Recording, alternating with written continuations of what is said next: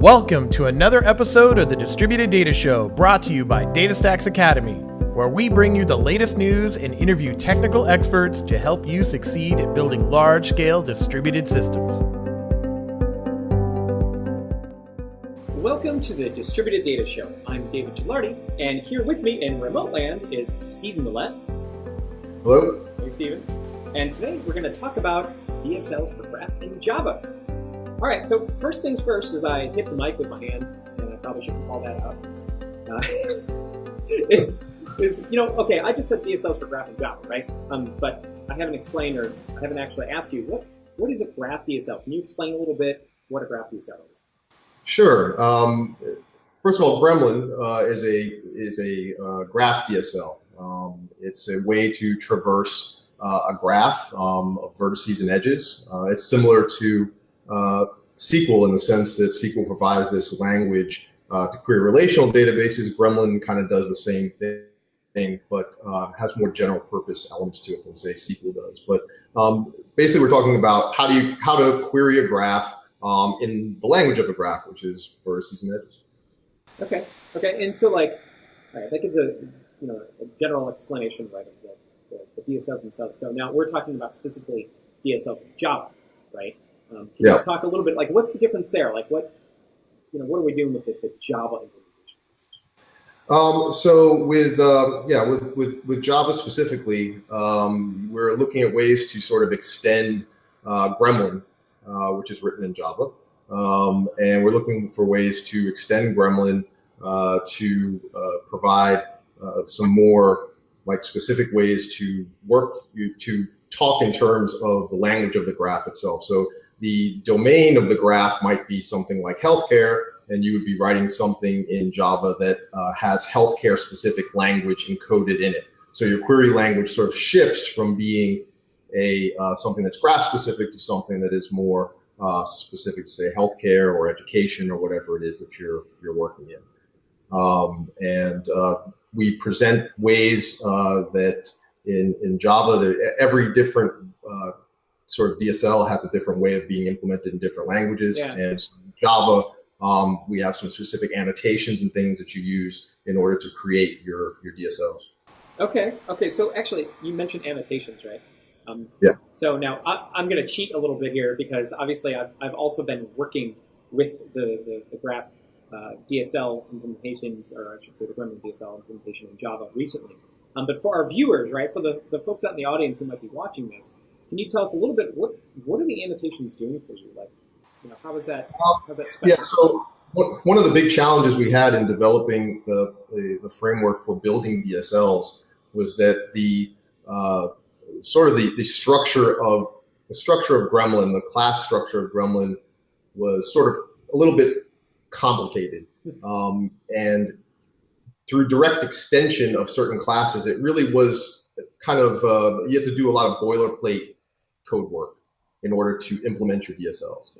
And so we came up with the idea of using the Java annotation processor to add annotations to your code, to your DSL code, that would automatically generate some of that boilerplate for you.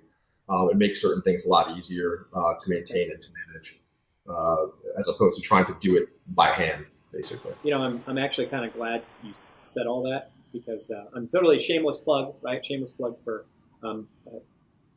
some videos we just recorded and some materials I've been working on lately. Actually dig into that a little bit. One of the points I actually get to is how the annotations, they're a huge time saver, because when you look at the generated classes and you look at the amount of boilerplate that's there, that if the annotations didn't exist and you weren't generating the code as part of the DSL implementation in Java, then that was something I would have had to worry about. Yes. And the fact that I didn't have to was an awesome time saver. So that's pretty cool. So I'd never asked you that question before, so it was kind of cool to hear you talk about that. So, all right. So what do you say to someone, though, who might just think this is another layer of abstraction, right? Why not just write Gremlin traversals against your graph? Don't you have to understand Gremlin traversals anyway to even use the DSLs? Yeah, I think you could say that Gremlin DSLs could be another layer of abstraction. I think people could make that argument. And you could implement it that way. But I think you lose a lot of Gremlin's foreign power if you do. Okay. In SQL, you'd build a data access object of some sort, and you'd hide your SQL behind that. And in Gremlin, there's something analogous, right? You could put your Gremlin inside of a data access object, and no one would know that there was Gremlin going on back there. But the problem with something like a data access object class is that it's going to return something like, say, a list of persons, a list of person objects. Yeah. And once you have a list of person objects, you really can't do too much more with it than that. It's just find persons. Maybe you have some parameters on that particular service method, and it's going to give you a list of persons. But Gremlin, if you've worked with Gremlin for any period of time, you know that Gremlin isn't just about get me a list of persons. It's about getting a list of persons and then traversing further in the graph. It's about filtering and reducing and grabbing map keys and doing some kind of computation on those. And the language sort of builds upon itself.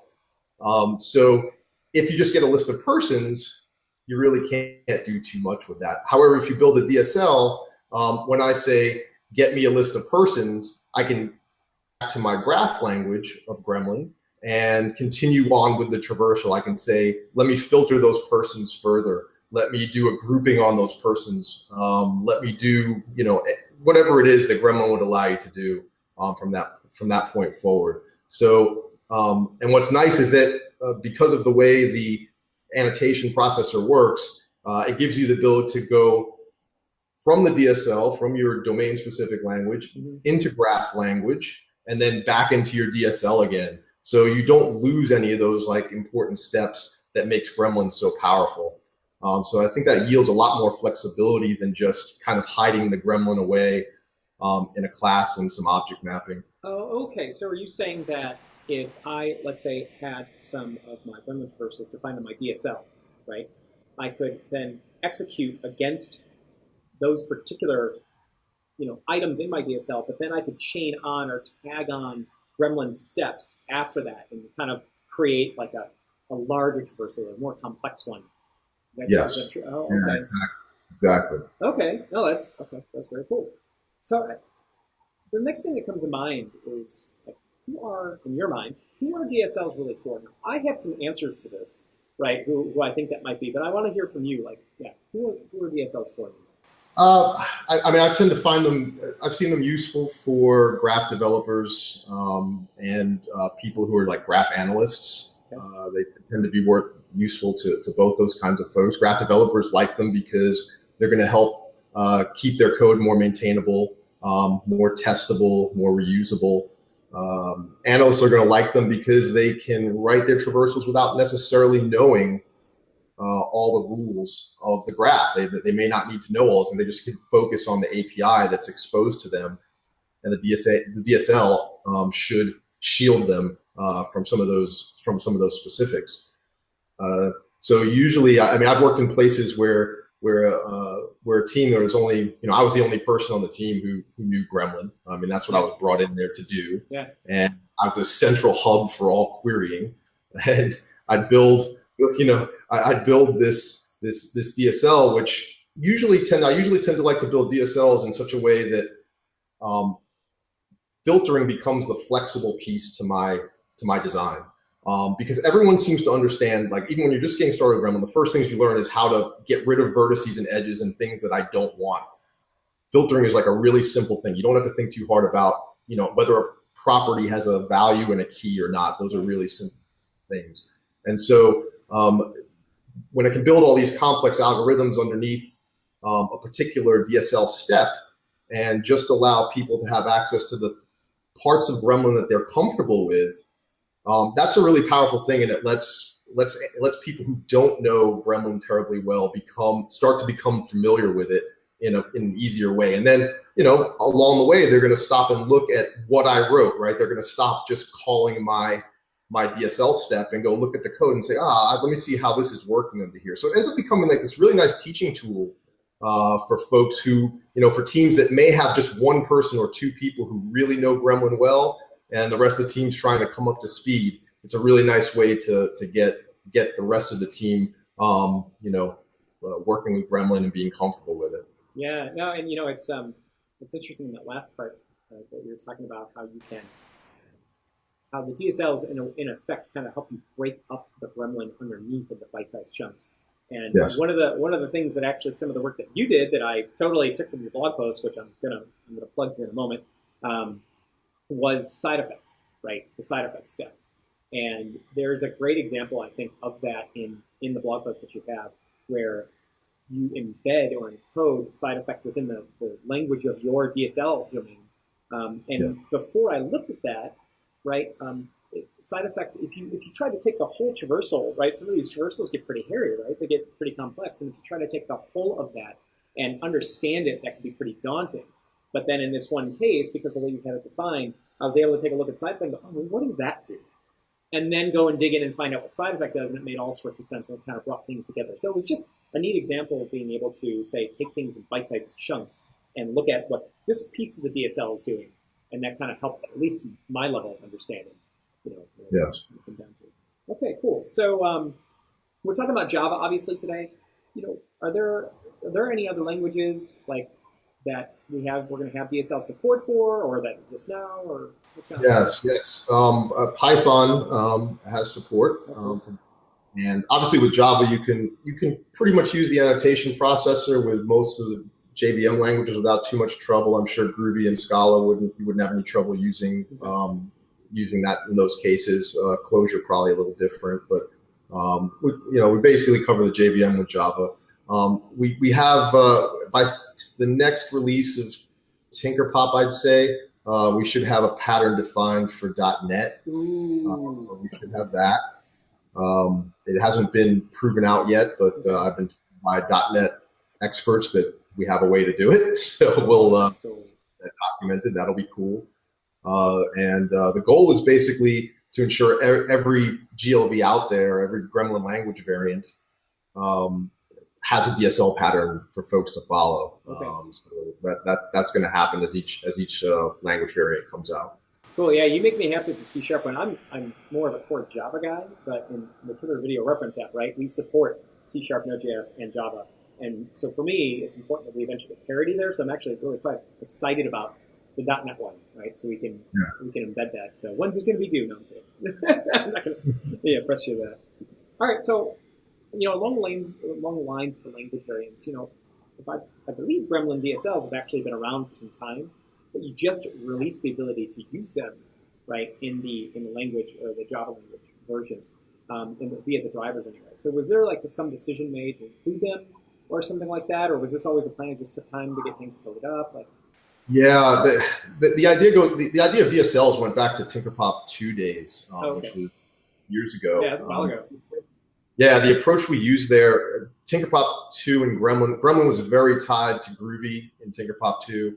And so the approach was very Groovy specific. It used a lot of meta programming and stuff like that. It just didn't work well in 3.0 and forward. So I think the approach to DSLs was really formalized a long time ago. But I think, in fact, people went ahead. I saw on the mailing list, people went ahead and built DSLs in Tinkerpop 3 even before we prescribed a way to do it, which I thought was pretty cool. But it showed just how much people liked that, having that in Tinkerpop 2, that they went ahead and just forged ahead into Greenfield and just tried to figure out a way to make it happen. Okay. But we were cautious because we wanted to be sure that we had first of all, the Gremlin language solid, which I think it very much is now in the last, certainly in the last year.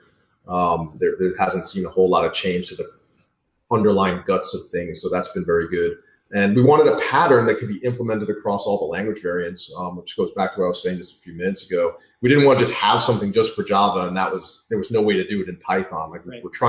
We want to keep it so that there's parity across all the language variants, so that Python doesn't get the short end of the stick, and JavaScript has a totally different way of doing things. So it took some time to be sure that we had something universal, but it seems like we have that now. So now it's just a question of, in each language, what are the steps it's going to take in order to implement these things. For some languages, it might be really simple. It might be just as simple as just like in Python, you don't have you don't have an annotation processor. Right. Right. So, yeah, there's no boilerplate either, because you don't have the same type system that you have in Java that enforces a lot of the annoyances that generate all the boilerplate code. So different languages will make things harder or easier just depending on what's available in those environments. Okay. All right. So, in your mind, are DSLs the preferred way for folks to code in Gremlin, or are there cases where maybe it might not be a good idea to use the DSLs? I tend to like them. I mean, I tend to see them grow organically too. Like I don't think I've ever set out to just build a DSL at the first part of a project. If you put too much structure into the DSL early in the development process, it leads to this over-engineering. I think that's like the biggest pitfall you can get into is just over-engineering the DSL, building a bunch of steps you don't really need, just to follow some convention that you've predefined for yourself. So you just need to sort of look at common traversal paths to determine what the best way is to do that. It's just too tempting to just build steps for everything in your schema and move forward. But it might not be a good idea to bother with DSLs if you have like a really simple domain graph, something. I mean, that's like a really simple one, but like there's not a whole lot you can build with that. It's probably not going to be a whole lot of value to building for something along those lines. I might not bother with a DSL if I had like traversal algorithms that were completely static for some reason. Okay. In other words, if there was no way or no need to ever modify the nature of an algorithm, if the algorithm was completely self-contained such that like its output would never need any additional processing, then maybe a DSL isn't worthwhile. But I tend to find that it's like it ends up being a really useful thing in larger projects. And smaller ones too. So I kind of like going that way. I can't think of too many reasons you wouldn't want to try and go that route. Yeah, and it's to your point about if you have like a static algorithm or something like that. I mean, you could in effect mix and match though, right? Like you could use DSL for say 90% of what your traverses are, but if you have like a static algorithm, maybe you don't really need, or maybe it doesn't make sense to call pieces from your DSL, but because the basic Gremlin steps are available through your DSL reference, right? You can kind of mix and match. Is that true? Yeah, definitely. And I think that's the way it works best. That's kind of what I meant by like it building organically. Like you'll start to see those same Gremlin steps over and over again in your code, and you'll say, I should probably abstract that into my own DSL step. Okay. So that instead of this same thing I'm copying and pasting over and over again, let's turn it into a step, and then all that goes away. And then that little step becomes this really testable atomic unit. And that becomes like this basis for, higher level steps that you can feel much more confident in because you've tested the lower level steps, so much more intently and directly. So it works really well that way. Okay, very cool. So now here's the point where I'm going to give a shameless plug for Stephen Mallette's blog post. And matter of fact, I know that you have the one blog post that you already put out, and part of the shameless plug, as far as I'm concerned, it is just an excellent description of what are DSLs, why would you want to use them, you get some nice examples and everything like that, and we'll provide the link here. And then you said that, we were talking earlier, and you said that you actually had another blog post coming out. Can you talk about that a little bit? Yes. I tried to focus on mostly benefits of DSLs and what they were in the first post. I used Java in that case to just as the mechanism for explaining it all. But this next one is going to be more about sort of like guidelines for developing DSLs, and it will use Python in this case as a mechanism to explain it. So I'm hoping I could try and continue that pattern as we release new DSLs for different GLVs. So we'll see how that kind of goes. But I think this post will be a little bit more helpful. Only this new one will be a little more helpful in the sense that, I think the guidelines for building them, really, I don't think it was even written. I don't think I even wrote anything like that for the initial post back in Tinkerpop 2. It was all mostly about how-tos, but this one is built a little bit more on experience that I've had from building them in different applications over the years. Okay, well, cool. So make sure that you check out Stephen's awesome blog posts. I know the first one's out there. The second one's going to be released soon, right? Yeah. We will provide a link here in the video. So thank you so much, Stephen, for being here. That was awesome and really insightful. There's actually a bunch of stuff I gained that I didn't realize before. So no, it was great. Good. And see you guys next time on the Distributed Data Show. Thank you for joining us again for the Distributed Data Show. We love your feedback, so go to the Distributed Data Show page on DataStax Academy and tell us what you think. You can also find us on the DataStax Academy YouTube channel or find our podcast on iTunes, Google Play, or wherever you get great podcasts. While you're there, make sure and subscribe so you don't miss a single episode.